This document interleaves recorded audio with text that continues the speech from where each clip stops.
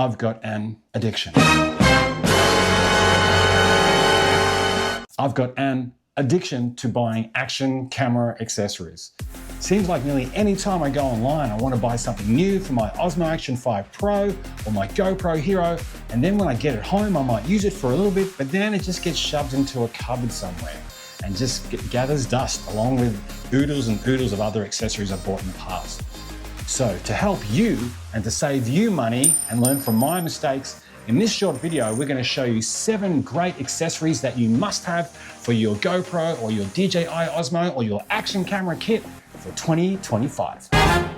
You know, it makes me crazy that of all the people who watch the videos on this channel, and I appreciate each and every one of you, more than 90% have not subscribed to this channel.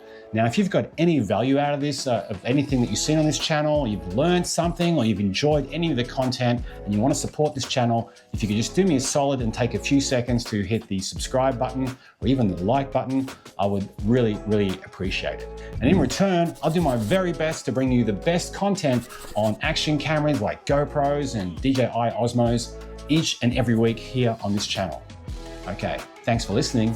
Let's get back to the video. Okay, so coming up shortly, we're going to talk about our topic of the 7 must-have action camera accessories for 2025 or each and every other year that follows that. But also a little bit later on, we're going to go through this week's Marvellous Mount, and we're going to dig into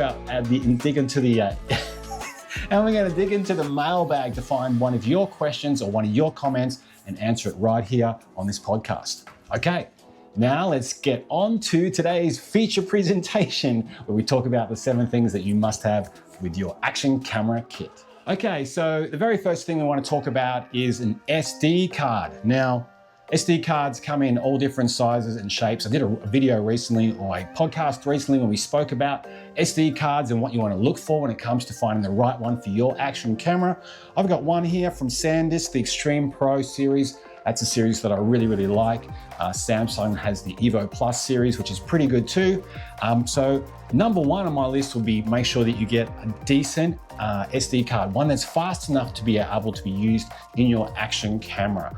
You'll often see the recommended ones in the instruction guide or instruction manual from the manufacturer, whether it's GoPro or Insta360 or whether it's DJI. So make sure you check the details correctly and get the right card with the right speed for you. If you get a card that's too slow, you can have a lot of issues down the line with recording your footage and also playing it back later on.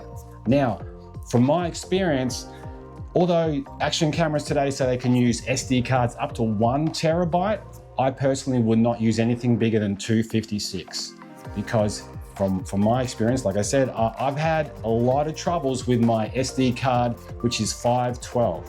I was actually using it earlier on today and it kept on playing up on me, and it's just proven once again, even though I've formatted it and I've cleaned it off 2 or 3 times, that 512 card, my camera struggles to use it. So, but your number 1 thing that you want to make sure that you do have is SD cards, because you're going to run out of them. And also some days, like your SD card might not want to work in your camera for some reason, and it's always a good reason to have a spare one on board just in case. The second thing I would recommend as a must-have with your action camera kit is spare batteries. Like, it doesn't matter where you go, you definitely going to need to have spare batteries with your action camera. And this one here is the old GoPro one, it's the Enduro one. I do understand they have a new one in the new GoPro Hero 13, which is a different format from this one, which is kind of annoying. You definitely need a good supply of these, and you want to make sure that they are charged. There's nothing worse than being out on a shoot and you find that your battery dies and then you don't have one to replace it, or the one that you do have to replace it is already flat. So yeah, batteries are another great accessory. DJI has very cool little batteries, and they have this really cool little kit you can get as well, which kind of charges up to 3 batteries in it. It also has provision in here for SD cards as well. This is a great little unit. And this is the batteries that DJI uses for the Osmo Action 5 Pro and the Osmo Action 4 as well. So definitely have a good supply of them. And if you can get like a little box like this or a case which has spare ones in it, it makes them easy to charge, easy to carry, and the indicators on the front, like this one here, tells you that this one here is not ready to go. But if it has a green indicator like this one, oops, like this one, that means that this one's ready. So if you're out and about and your camera goes flat, you know you've got one ready to go. All right, so the third thing on our list we're going to talk about is microphones. Now, action cameras today are fantastic. Most of the latest models have about 3 microphones on them, which is great for picking up sound, but sometimes the sound it picks up is from all around. And if someone's in front of the camera or they're talking or there's something you want to focus on, that can be lost, which is where it's a really good idea to have like an external microphone if you can attach to your camera. Now, there's a couple of different microphone options out there. There's a shotgun mic. There's even this one here, which is a lavalier mic, which I used to use all the time, something similar to this one here. And the only trouble is the cables can get a little bit tangled on this, but these are really good options if you're just starting out. The one little issue is that these little lavalier mics often have these wide lavalier mics often have like a little connection that would say plug into the headphone jack on your smartphone or even on action cameras back in the day. But most smartphones have gotten rid of this little attachment right now, which means you would have to get an adapter. So you can buy adapters. So that kind of works out okay if you're starting out. If you do have a wired microphone like this one here, you are limited with how far away you can be from the camera, which can be a little bit of a pain point sometimes. And with the newer cameras, like say the GoPro Hero 11 and 12 and 13, you can't just plug it straight into the back of the camera. What you need to do is like buy an accessory called a media mod, and then you have to attach this to the 3.5mm jack on the back of that media mod, and then put your camera inside of it, okay? So that makes it a little bit complicated, but it is possible. But why would you go a wired mic when you can go a wireless one? Like right now, if you have a look down here, I'm not sure if you can see here on my chest, I'm actually wearing the DJI Mic Mini. Now this came out late last year. This is the kit that kind of comes in as well. And so you actually get a receiver, which is on top of the camera that I'm filming with right now. You get a couple of mics, you get some of these little fluffy little windsock things here on top, and you can easily attach this to your smartphone if you wish via this little attachment, or in the case of the DJI's latest cameras, you can actually link it up to the camera itself. So you don't need like a media mod mount or anything like that, and you can record directly from the mic to the action camera. So that's DJI is just one brand which is doing wireless mics. There are other ones out there, but I would highly recommend getting yourself a good wireless mic, and they will change the quality of your video content by the highest order. People will watch video if the video is a little bit shaky, but if the audio is not good, people will turn off or they'll skip it. Do yourself a favor, you can go and find some great products for not too much, for under $100 even. This one was a bit more expensive, the DJI Mic Mini, and I'll put a link in it to the description down below. I've been using it for the last 6 months. I absolutely love it.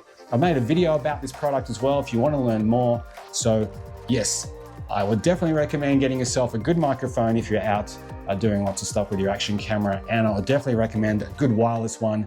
And this one here from DJI is an absolute winner. Next thing that you need in your action camera kit is a good tripod.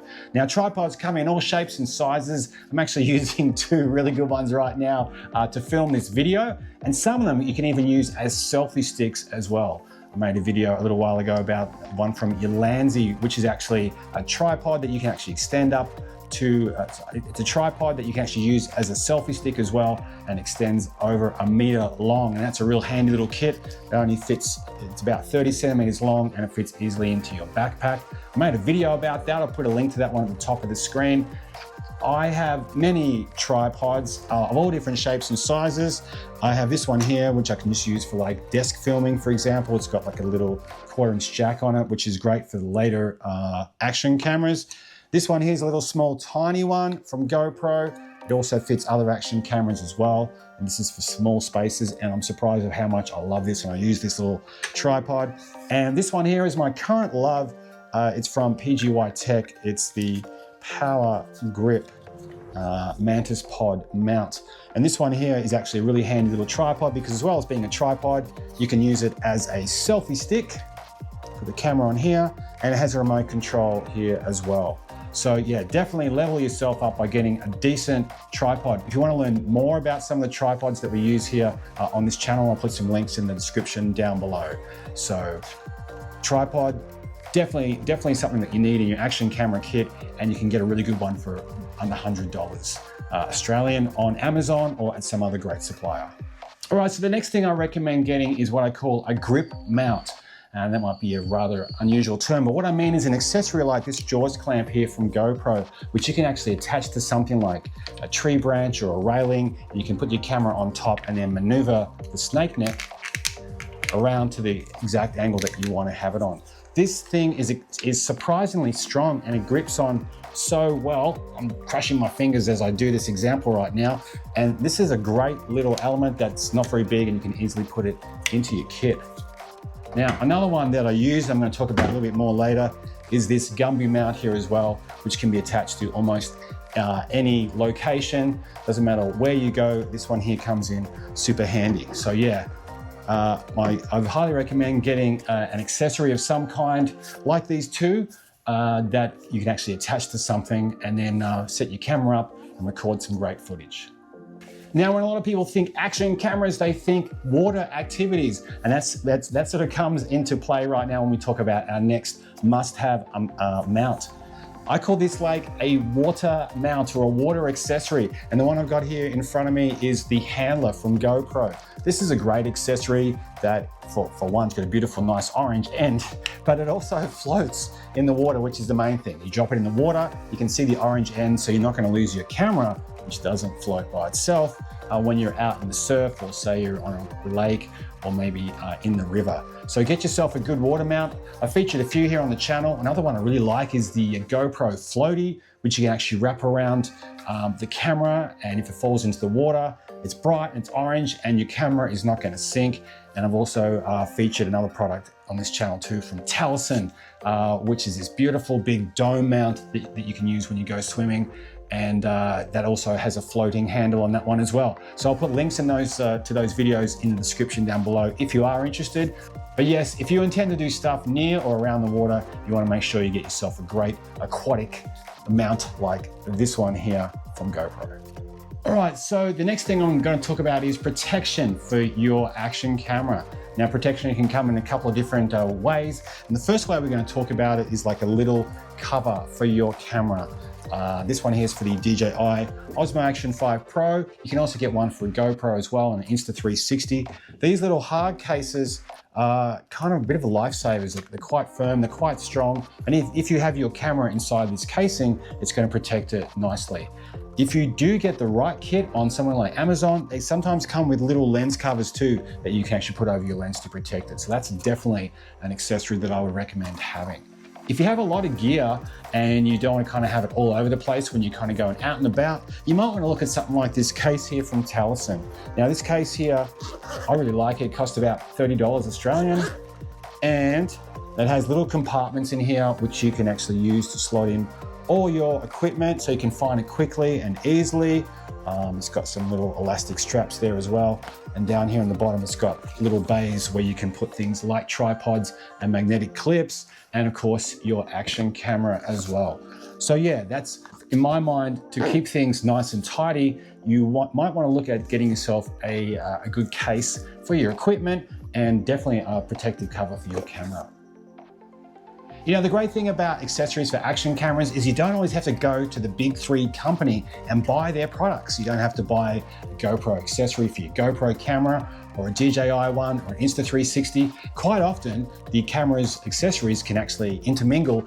And now today, which is pretty exciting, there are some really good third-party companies like Lanzi and Taliesin, which actually make products which actually suit all those cameras, and they can work out quite a bit cheaper than the big name brand ones as well. So make sure you look out for them, and you might even find a bargain when you're out and about. There are loads of other accessories that we could talk about. Some might be must-have to me, but maybe not so important to you, and you might have some absolute must-haves as well. Let me know in the comment section down below. I would love to hear what you consider your must-have action camera accessories when you go out and about. Some of the other ones that you might consider are things like lenses, GoPro has one which has brought out lots of different lenses with their new cameras, and they've also brought out some ND filters this year with the GoPro Hero 13, which is pretty exciting. There's also like some new like magnetic mounts with the GoPros. Osmo Action has had them for a couple of generations now. So there's a load of different other accessories that are definitely worth thinking about.